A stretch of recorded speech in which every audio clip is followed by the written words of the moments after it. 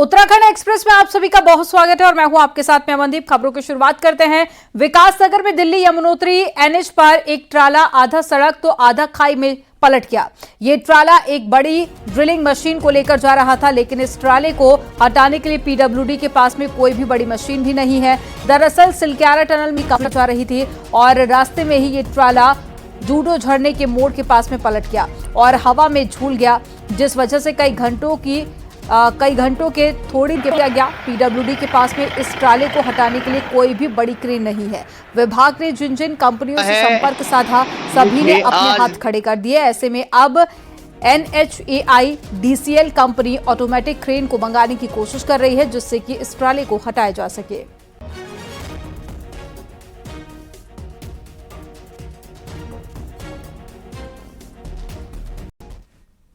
विकासनगर से काबर से जा टकराई, जिसका सीसीटीवी फुटेज सामने आया, जिसमें साफ देखा जा सकता है कि तेज रफ्तार पिकअप गाड़ी सामने से आ रहे डंपर से टकरा गई। हादसे में पिकअप सवार एक शख्स की मौत हो गई, जबकि ड्राइवर गंभीर रूप से घायल हो गया। बताया जा रहा है कि सेब से लदी पिकअप गाड़ी देहरादून मंडी जा रही थी, तभी विकासनगर के पास हादसा हो गया।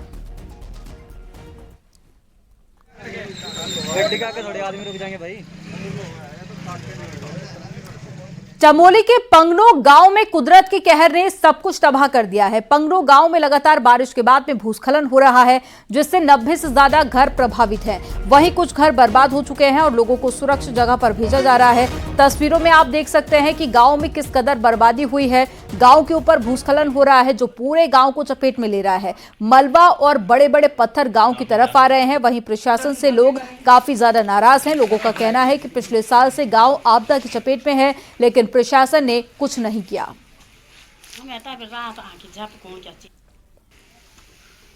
काफी बाढ़ ज्यादा हो गई है और जो ये पेड़ पौधे हैं वो जो है हमारी तरफ और ज्यादा पलट रहा है और कभी भी खतरा हो सकता है। पूरे गांव के लिए खतरा है। इधर 54 परिवार तो चपेट में है। अब जो है इसके अंतर्गत आगे पता नहीं क्या स्थिति होगी। कल रात परसों रात से जो है हम उधर ही सो रहे हैं। लोग बाग आ रहे हैं अपने इधर। रात को बारिश आई तो लोग सब सो रखे थे, तो ऊपर से आवाज़ आई कि भागो भागो, तो लोग उधर भाग गए मंदिर की साइड। अच्छा। तो यहाँ पूरा नाला गदेरा, पूरा लोगों ने रात को गाय भैंस सारे उधर भेज गए। बागेश्वर में नदी की दूसरी तरफ फंसी एक गाय को सकुशल निकाला गया। पुलिस और साथ ही फायर टीम ने बचाव अभियान चलाया। इसके लिए पहले एक जवान रस्सी लेकर दूसरी तरफ गया और फिर गाय को रस्सी से बांधा गया। दूसरी तरफ से रस्सी खींची गई और पानी की तेज धारा के बीच में गाय को बचा लिया गया। नदी में पानी बढ़ने के बाद में गाय नदी की दूसरी तरफ फंस गई थी।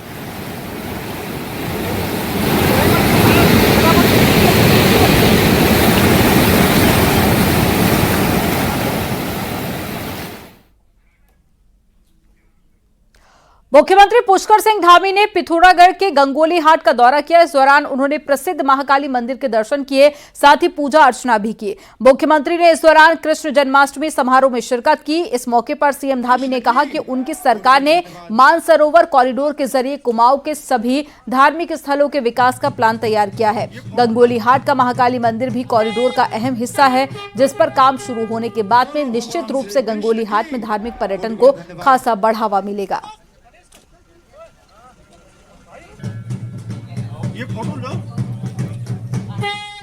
मानसखंड मंदिर माला मिशन के अंतर्गत है। उन सभी को हम पूरी तरह से नवनिर्माण की ओर ले जाएंगे, उनको विस्तार देंगे, विकास करेंगे। ये हमारी प्राथमिकता, पूरा ये चरणबद्ध तरीके से काम किया जा रहा है और ये पूरे राज्य के अंदर हो रहा है।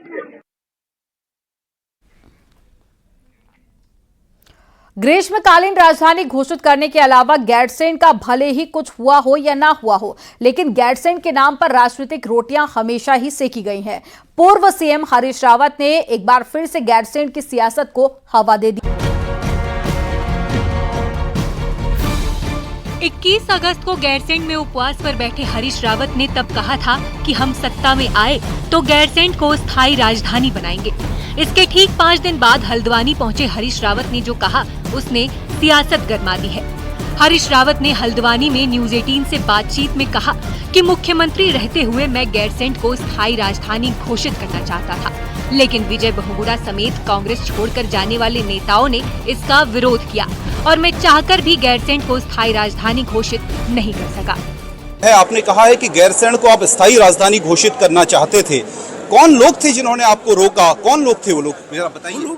सबको मालूम है, जिन लोगों ने 2016 में सरकार गिराने की साजिश की और गिराई, राष्ट्रपति शासन लगवाया, और हम जो हमारे बढ़ते हुए कदम थे गैरसैंण की दिशा में, उन कदमों पर ब्रेक लगाने का काम किया। श्री विजय बहुगुणा के नेतृत्व में जो लोग गए उस समय सरकार से बाहर, वो सब लोग जो है हैं जिन्होंने हमको राजधानी बनाने के कदम नहीं उठाने दिए। हरीश रावत के इस बयान से सियासत गर्मा गई। 2016 में कांग्रेस छोड़कर बीजेपी में शामिल हुए उनके पूर्व सहयोगियों ने एक एक करके हरीश रावत पर पलटवार किया। दिल्ली में मौजूद पूर्व सीएम विजय बहुगुणा ने न्यूज 18 से फोन पर बातचीत में कहा कि हमारे जाने के बाद भी वो 2 साल तक सीएम रहे, तब उनको किसने रोका था? वहीं 2016 में कांग्रेस छोड़ने वालों में शामिल सुबोध उनियाल ने कहा कि हरीश रावत झूठ की चलती फिरती मशीन है।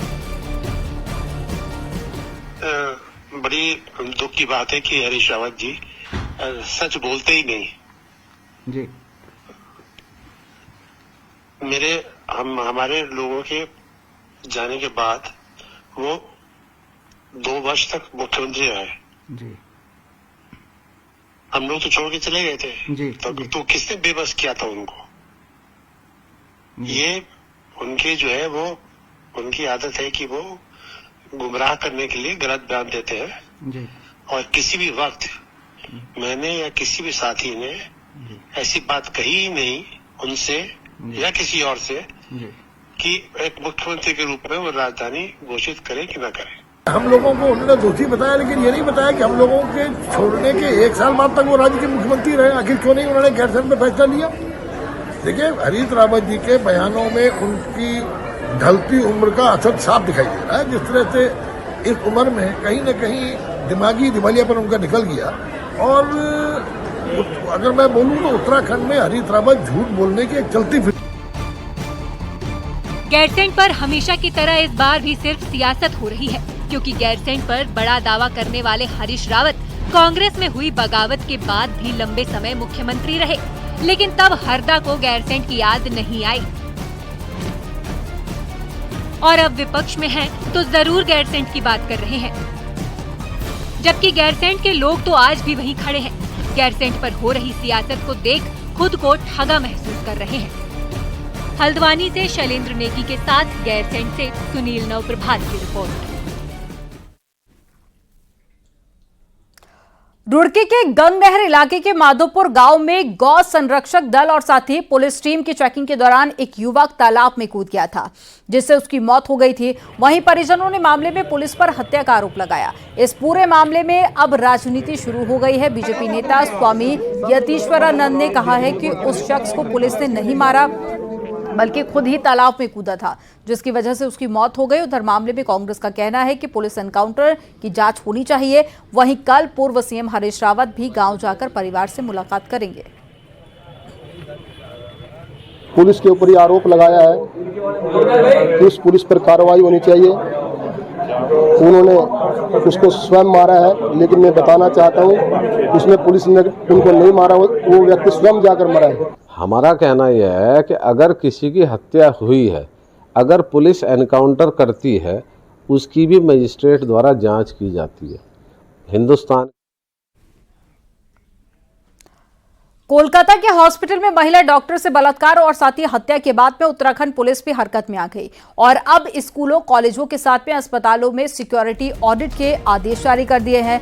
डीजीपी ऑफिस के सभी जिलों के एसएसपी को निर्देश जारी किए गए हैं और सभी स्कूलों कॉलेजों के साथ में अस्पतालों में सीसीटीवी कैमरे लगवाए जाएं, जिसकी लाइव फीड भी पुलिस के सर्वर पर रहे, जिससे किसी भी अनहोनी के दौरान पुलिस फौरन एक्शन ले सके।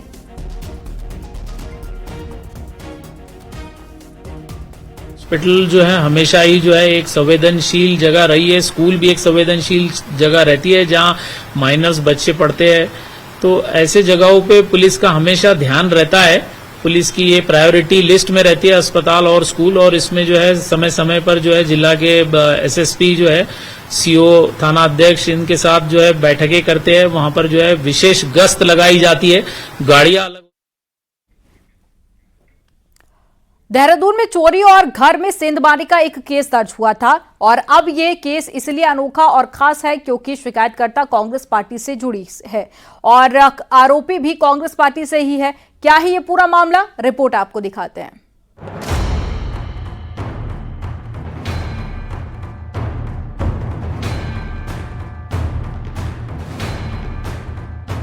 यूथ कांग्रेस की राष्ट्रीय प्रवक्ता आरुषि सुंदरियाल ने 2 दिन पहले देहरादून एसएसपी को एक शिकायत दी, जिसके बाद डालनवाला कोतवाली में कांग्रेस की ही नेता सोनिया आनंद रावत और ममता शर्मा के खिलाफ चोरी और जबरन घर में सेंधमारी करने का केस दर्ज किया गया। आरुषि का दावा है कि सोनिया आनंद ने उनके किराए के फ्लैट में मकान मालिक के साथ मिलकर ताला तोड़ा और घर का सामान साथ लेकर चले गए। अब पुलिस केस के बाद आरुषि ने पार्टी फोरम में भी शिकायत करने की बात कही है कि जो सोनिया आनंद है, ये मेरे घर से सबसे पहले अंदर घुस के कैमरे तोड़ती हैं। कैमरे जो है, अभी जब पुलिस ने दिखाया तो मेरा कैमरा मिसिंग था, मेरी गोल्ड की ज्वेलरी बहुत ज्यादा नहीं थी लेकिन जितनी भी थी मिसिंग थी, और मेरा जो लैपटॉप है वो भी मिसिंग था। और उसके अलावा मेरा जो घर था वो जैसा मैं छोड़ के गई थी वैसा नहीं था, काफी हद तक उसमें हर चीज को टेम्पर किया गया। उसके बाद इन लोगों ने मेरा घर बाहर से लॉक कर दिया। केस में आरोपी बनाई गई सोनिया आनंद ने बिल्कुल अलग ही कहानी बताई है। सोनिया आनंद के मुताबिक आरुषि किराए के मकान पर कब्जा करना चाहती थी और वो सिर्फ मकान मालिक की मदद करने के लिए गई थी। सोनिया आनंद ने कहा कि वो घर पर कब्जा किसी कीमत पर नहीं करने देंगी।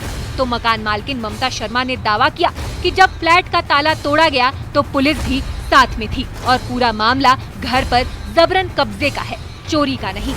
उनको सपोर्ट कर रहे हैं कि एक महिला का घर जा रहा है, एक महिला ने आज भी वो 20,000 रुपए महीने की किश्त भर रही है लोन की, उस फ्लैट की किश्त देती हैं वो, और तुम जो है उनका घर ही हड़पने की कोशिश कर रही हो, तो घर तो हम नहीं हड़पने देंगे। ये मैं खुले संकेत दे रही हूँ उसको, वो जहां मर्जी चली जाए, उसके बारे में सब कुछ सबको पता है। और जिस तरह के अपशब्दों का प्रयोग उसने मेरे साथ किया है, जिस तरह की पर्सनल लाइफ को लेकर उसने मेरे बारे में लिखा है, उसका सबक मैं उसको जरूर सिखाऊंगी। कांग्रेस की 2 महिला नेताओं का ये मामला खासा चर्चाओं में आ गया है और पुलिस पूरे मामले की जांच कर रही है। उसके बाद ही दूध का दूध और पानी का पानी होगा। देहरादून से न्यूज़ 18 के लिए सतेंद्र बर्तवाल की रिपोर्ट। रामनगर में मंडी समिति के सामने लोक निर्माण विभाग की जमीन पर 35 परिवारों ने अतिक्रमण कर रखा है और 5 जुलाई को अतिक्रमण को हटाने के लिए नोटिस भी दिया गया था, जिसके बाद में 6 परिवारों ने अपना अतिक्रमण हटा लिया, जबकि दूसरे लोगों को आज प्रशासन की ओर से चेतावनी दी गई और कहा गया है कि अगर आज खुद अतिक्रमण नहीं हटाते हैं तो कल से प्रशासन का बुलडोजर चलेगा। एक डिटेल रिपोर्ट बनाते हुए इसमें अतिक्रमण हटाया जाएगा, जो 26 से 28 अगस्त तक हटाया जाना है, जिसमें आज हमारे द्वारा विस्तृत रिपोर्ट लेते हुए, जानकारी लेते हुए आज मुनादी की जा रही कि इसको आप स्वयं हटा लें, अन्यथा इसमें हम कल से हमारे द्वारा इंक्रोचमेंट हटाए जाने की कार्रवाई की जाएगी। उत्तराखंड सरकार ने पिथौरागढ़ और साथ ही अल्मोड़ा को नगर निगम बना दिया है और लेकिन अब यहां पर सबसे बड़ी अड़चन वार्डों के नाम पर और साथ ही परिसीमन को लेकर पैदा हो रही है। दोनों नगर निगम में वार्डों की संख्या में भारी इजाफा तो हो रहा है, लेकिन इन्हें धरातल पर उतारना थोड़ा मुश्किल हो रहा है। रिपोर्ट आपको दिखाते हैं।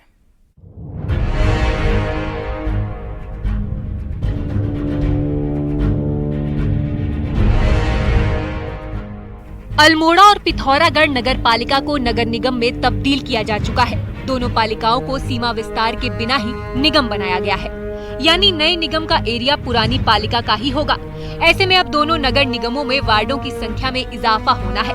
पिथौरागढ़ में जहां 20 वार्डों को 40 में बांटा जा रहा है, वहीं अल्मोड़ा में 13 वार्डों की जगह 40 वार्ड बनने हैं। लेकिन इन वार्डों को बनाने में खासी दिक्कतें भी आ रही हैं। खासकर वार्डों की सीमा और नाम को लेकर विरोध होने लगा है। पुनेड़ी के नाम से जाना जाए, लुंठोड़ा के नाम से जाना जाए, कुजोली के नाम से जाना जाए, कुमोड़ के नाम से जाना जाए, तो आने वाले समय में हमारी ये मांग है कि इन गांवों को जो राजस्व में अभिलेख है उन्हीं नाम से इनके वार्ड बनाए जाएं। पुराने थे, तो उन वार्डों को ही तोड़ के आज 39-40 वार्ड बना दिए हैं। अब इसमें थोड़ी सी दिक्कत ये आ रही है, जैसे हम अभी लोगों के बीच में गए कि एक मकान का हिस्सा इस वार्ड में है तो दूसरे मकान का हिस्सा दूसरे वार्ड में, तो भाई बहनों का ही अलग अलग यानी कि नाम चढ़ जा रहे हैं। नगर निगम बनने के बाद शहरी विकास ने वार्डों के नाम और परिसीमन की अधिसूचना जारी की है, जिसके बाद पिथौरागढ़ में वार्डों को राजस्व गांव के नाम पर ही बनाए जाने की मांग जोर पकड़ रही है। तो अल्मोड़ा में वार्डों के परिसीमन से लोग नाराज हैं। हालात ये है कि अब प्रशासन को मिल रही शिकायतों पर सुनवाई करनी पड़ रही है, जिसके लिए दोनों निकायों ने सूची भी जारी कर दी है। के लिए 40 वार्डों का परिसीमन का प्रस्ताव भी तैयार किया गया है, जिसकी अधिसूचना शासन द्वारा सार्वजनिक समाचार पत्रों में जारी कर दी गई है। और चूंकि इसमें यदि किसी हितबंध व्यक्ति के कोई सुझाव या आपत्तियां होंगी तो वो 7 दिवसों के अंदर जिलाधिकारी कार्यालय में प्रस्तुत कर सकते हैं। राज्य में निकाय चुनाव कब होंगे ये तो कह पाना फिलहाल कठिन है, लेकिन चुनाव से पहले दोनों निगमों को वार्डों के नाम और परिसीमन के मुद्दों का हर हाल में हल करना है। ऐसे में सुनवाई के बाद संभव है कि कई शिकायतें दूर भी हो जाएंगी, लेकिन फिर भी कई दिक्कतों से लोगों के साथ ही निकाय प्रशासन को जूझना ही होगा। अल्मोड़ा से किशन जोशी के साथ पिथौरागढ़ से विजयवर्धन उप्रेती की रिपोर्ट।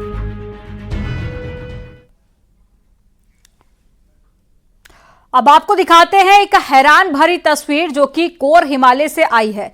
पिथौरागढ़ जिले में स्थित और चीन बॉर्डर पर मौजूद ओम पर्वत से बर्फ पूरी तरह से गायब हो गई है। न सिर्फ ओम पर्वत बल्कि उनके आसपास भी कहीं बर्फ नहीं दिखाई दे रही है।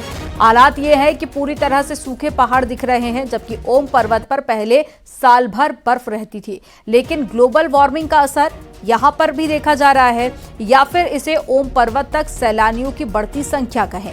अब हालात ये हैं कि अगस्त के महीने में ओम पर्वत पूरी तरह से सूख चुका है और बर्फ का नामो निशान नहीं है। 2 तस्वीरें आपके सामने हैं कि कैसे ओम पर्वत पर बर्फ रहती थी, जो कि अब पूरी तरह से गल चुकी है।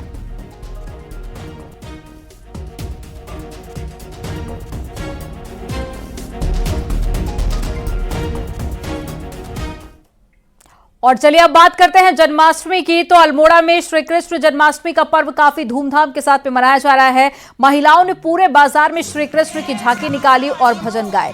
नंदा देवी मंदिर परिसर में महिलाओं ने दही हांडी भी फोड़ी और श्री कृष्ण के जयकारे लगाए। इस दौरान छोटे बच्चे राधा कृष्ण के रूप में दिखे और सभी ने डांस किया।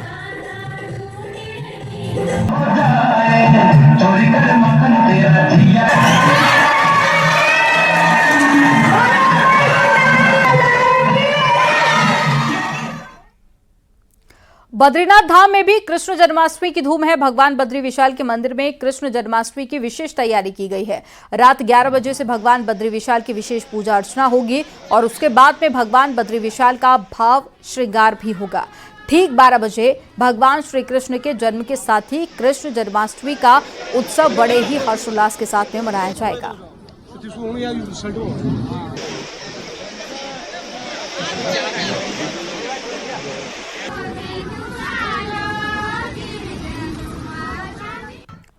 उत्तरकाशी के गंगोत्री धाम में भी धूमधाम से जन्माष्टमी का पर्व मनाया जा रहा है और यहां पर इस पावन मौके पर जाट भेटिया समुदाय के लोग बड़ी ही संख्या में गंगोत्री पहुंचे और साथ ही भक्तिमय माहौल में झूमते हुए नजर आए। रात 12 बजे तक इसी तरह यहां पर जश्न होगा और भगवान श्री कृष्ण के जन्मोत्सव को मनाया जाएगा।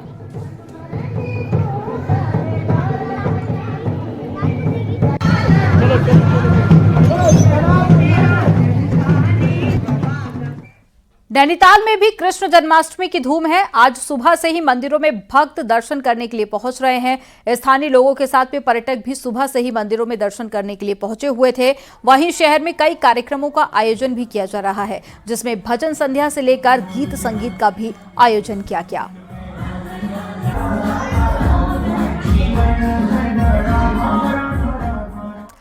और अब देखते हैं पहाड़ टॉप 10। चमोली में बद्रीनाथ हाईवे नंदप्रयाग के पास में 5 दिन से बंद है। यहां पहाड़ी से रुक रुक कर लगातार मलबा आ रहा है। देहरादून के राजपुर इलाके में कार में 2 शव मिलने से हड़कंप मच गया। एक शव महिला का और दूसरा शव पुरुष का है। कोटद्वार में मंदिरों में चोरी करने वाले गैंग का पर्दाफाश कर दिया है। पुलिस ने 3 लड़कों को गिरफ्तार किया। लैंसडाउन के रिखणीखाल में गुलदार को पिंजरे में कैद कर लिया। गुलदार ने 6 साल के बच्चे को अपना निवाला बनाया था। रामनगर के भवानीगंज में एक खड़े ट्रक में एक शख्स का शव मिला है। पुलिस ने मौके पर पहुंचकर शव को पोस्टमार्टम के लिए भेजा। केदारनाथ सीट पर उपचुनाव को लेकर कांग्रेस कार्यकर्ताओं ने मांग की है। केदारनाथ सीट से केदारनाथ क्षेत्र का ही उपचुनाव हो प्रत्याशी। केदार घाटी में पैदल रास्तों को 6 मीटर तक चौड़ा किया जा रहा है। सोनप्रयाग से गौरीकुंड के बीच में मंदाकिनी नदी पर 2 पैदल पुल बनाए जा रहे हैं। ऋषिकेश में भी श्रीकृष्ण जन्मोत्सव की धूम है। मधुबनी आश्रम में बड़ी संख्या में श्रद्धालु पहुंच रहे हैं। टिहरी में श्रीकृष्ण जन्माष्टमी पर मंदिरों में दर्शन करने के लिए भक्त उमड़ रहे हैं। मंदिरों को भव्य तरीके से सजाया गया। टिहरी के घनसाली में श्रीकृष्ण जन्माष्टमी धूमधाम से मनाई गई और कई कार्यक्रमों का आयोजन किया गया। भगवान श्रीकृष्ण को नागराजा देवता भी कहा जाता है।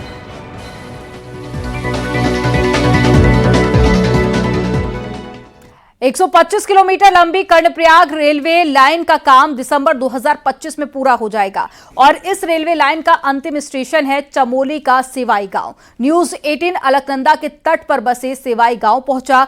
क्या है प्रोजेक्ट और सेवाई का ग्राउंड स्टेटस, आपको एक रिपोर्ट के जरिए दिखाते हैं।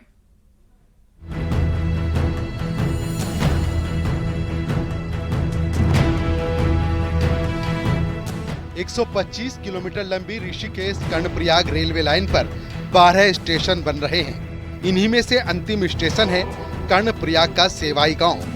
अलकनंदा के तट पर बसा सेवाई अपनी उपजाऊ भूमि और लहलहाते खेतों के लिए जाना जाता था, लेकिन अब इस जमीन का रेलवे स्टेशन के लिए अधिग्रहण कर लिया गया है। सेवाई आने के लिए अलकनंदा के ऊपर मोटर पुल भी बना लिया गया है, लेकिन सेवाई में अभी रेलवे स्टेशन का काम शुरू नहीं हुआ है। सेवाई के खेतों में स्टोन क्रशर और डंपिंग जोन बनाया गया है। सेवाई से गौचर तक बनने वाली 6 किलोमीटर लंबी सुरंग का मलबा सेवाई में डंप किया जा रहा है। मशीनों की गड़गड़ाहट से ग्रामीण परेशान हैं, तो डंपिंग जोन से उड़ती धूल से रही सही खेती भी बर्बादी के कगार पर पहुंच गई है। खेत में कुछ नहीं होता, अभी सारे इलाका जो है प्रदूषण से घिर गया है। सभी जगहों से जो है हम लोग रात को भी जो है हमें परेशानी होती है। जब ब्लास्टिंग वगैरह होता है, गाड़ियां चलती हैं, ये जो है बड़े फॉग लाइन वगैरह गाड़ियां जो भी यहाँ पर काम करती है ना, उससे पूरी डिस्टर्बेंस जो है गांव को हो जाता है। सारी जमीन ले ली गई है, मुफ्त के भाव पे ली गई जमीन। गांव वालों के लिए कोई बेनिफिट नहीं है, कोई सुविधाएं नहीं है। बहुत डिंगे आकी थी, ये बना देंगे, सो करेंगे, वो करेंगे, कुछ भी नहीं हो रहा। खाली धूल धकड़ी आ रही गाँव में। खेत भी गए, खेत भी, जमीन तो सारी गई ना। महसूस तो सब खत्म हो गई कहानी यहाँ सिवाई की, तो कुछ रह नहीं गया। प्रदूषण हो रहा है कंपनी की तरफ से, कोई सुनता नहीं है। अभी शासन द्वारा पैसा भी नहीं दिया गया, भूमि का भुगतान नहीं किया गया पूरा। कई बार कह चुके हैं, लेकिन शासन द्वारा कुछ भी इसमें कोई कार्रवाई नहीं हो रही है। सेवाई गांव के पास अब जमीन का चौथाई हिस्सा भी नहीं बचा है। जो बचा है उसमें धान की जगह अब गाजर, घास और धूल ने ले ली है। लेकिन फिर भी लोग भविष्य को लेकर आशान्वित हैं कि अंतिम रेलवे स्टेशन होने की वजह से सेवाई का ये गांव एक दिन देश दुनिया के लिए आकर्षण का केंद्र बन जाएगा। कर्णप्रयाग का सिवाई गांव कभी अपने सिंचित खेतों, लहलाती खेती के लिए जाना जाता था, लेकिन अब ऋषिकेश कर्णप्रयाग रेलवे लाइन के अंतिम स्टेशन के रूप में जाना जाएगा। मेरे पीछे आप जो ये देख रहे हैं, सिवाई के इन खेतों में जहां तक भी आपकी नजर जाती थी, हरी भरी धान इन खेतों में उगा करती थी, लेकिन अब यहाँ जहां तक भी आपकी नजर जाएगी, सिर्फ और सिर्फ गाजर घास दिखाई देगी। कैमरा पर्सन दीपक उपाध्याय के साथ सुनील नौप्रभात, न्यूज 18, सिवाई, चमोली।